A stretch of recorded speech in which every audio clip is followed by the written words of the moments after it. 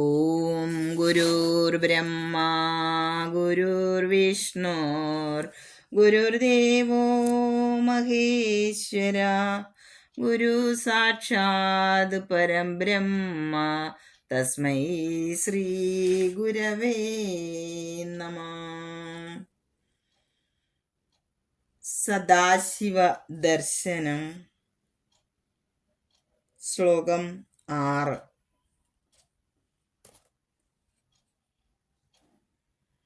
അനേകം വഴികൾ നിർദ്ദേശിച്ചു തരുന്ന അനേകരുണ്ട് നമ്മൾക്ക്.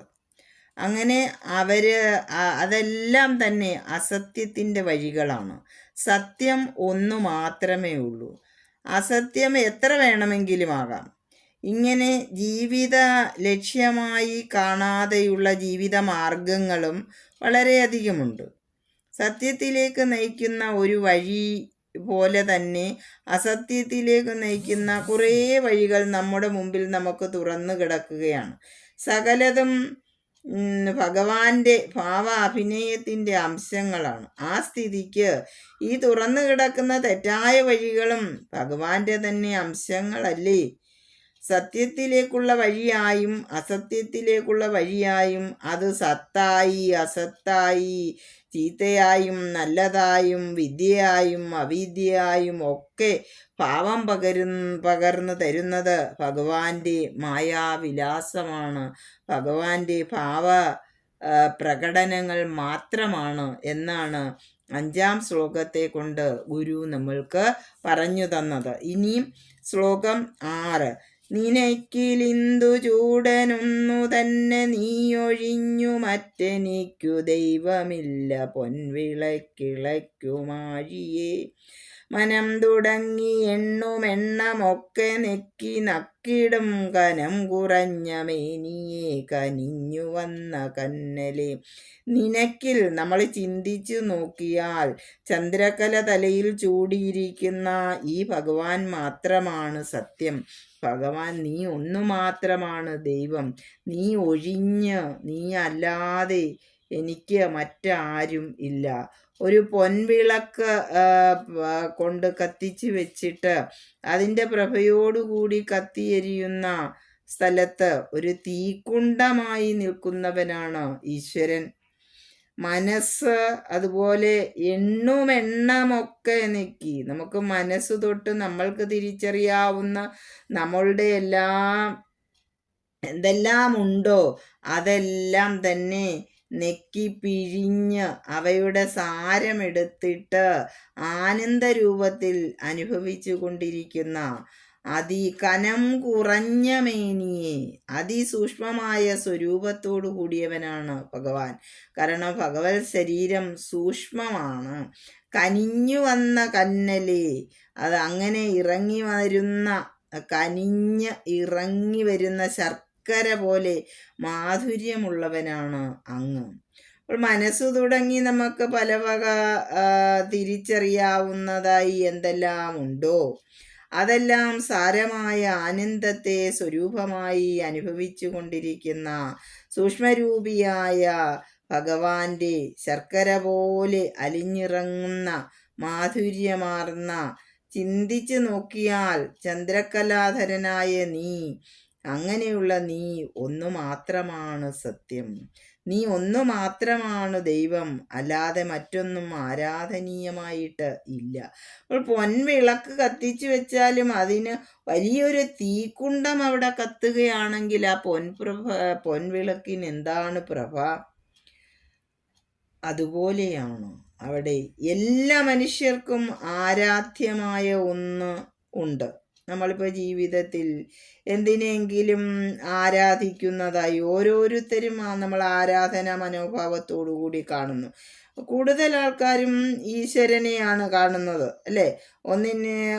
ഒന്നിനെ മുന്നിൽ കാണാതെ ജീവിതത്തെ മുന്നോട്ട് കൊണ്ടുപോകാൻ നമുക്ക് സാധിക്കുകയില്ല.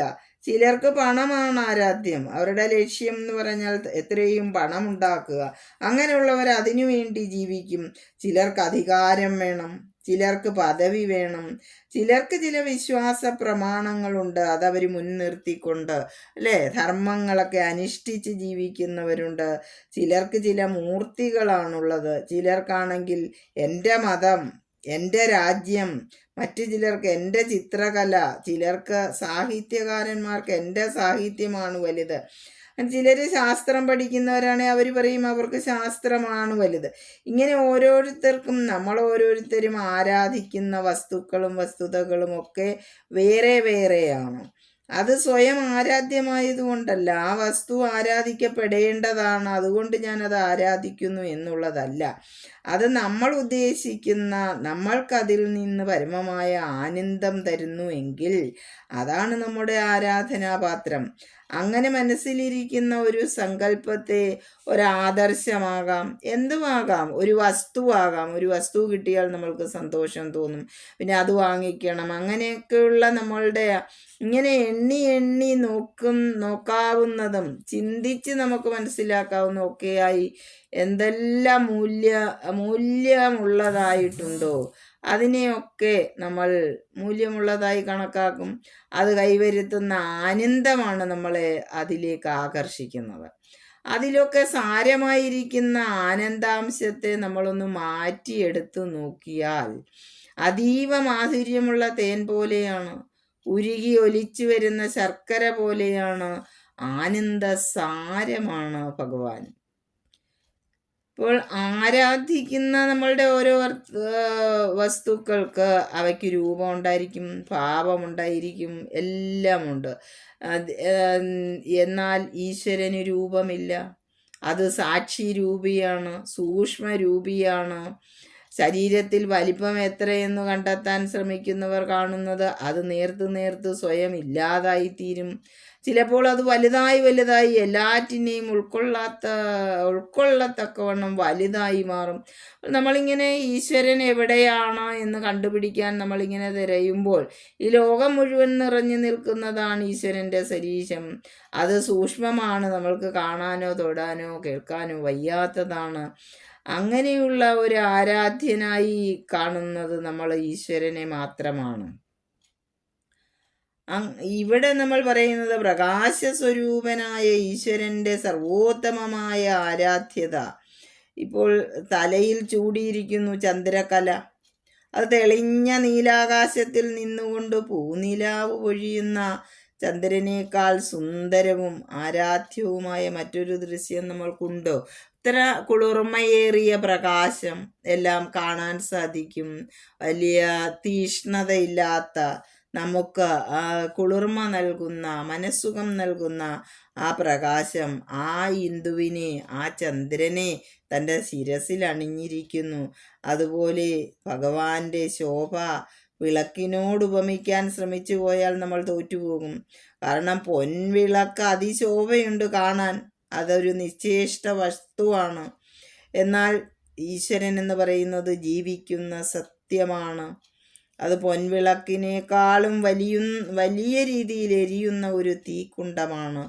അതിൽ നിന്ന് പൊട്ടിത്തെറിക്കുന്ന ഈ തീപ്പൊരികളാണ് ഈ ലോകമായും അതിലെ നമ്മളായും അതിലെ ഓരോ വസ്തുക്കളായും ഒക്കെ തീർന്നിരിക്കുന്നത്. അങ്ങനെയുള്ള ഈശ്വരനെ പൊൻവിളക്കിനോട് ഉപമിക്കാനാവുന്നത് അങ്ങനെയുള്ള നീ ഒന്നു മാത്രമാണ്, എൻ്റെ ദൈവം. ശിവനാണ് ദൈവം എന്ന് ഗുരു ഇതിനകത്ത് ഉറപ്പിച്ച് പറയുകയുമാണ് 6ാമത്തെ ശ്ലോകം കൊണ്ട്.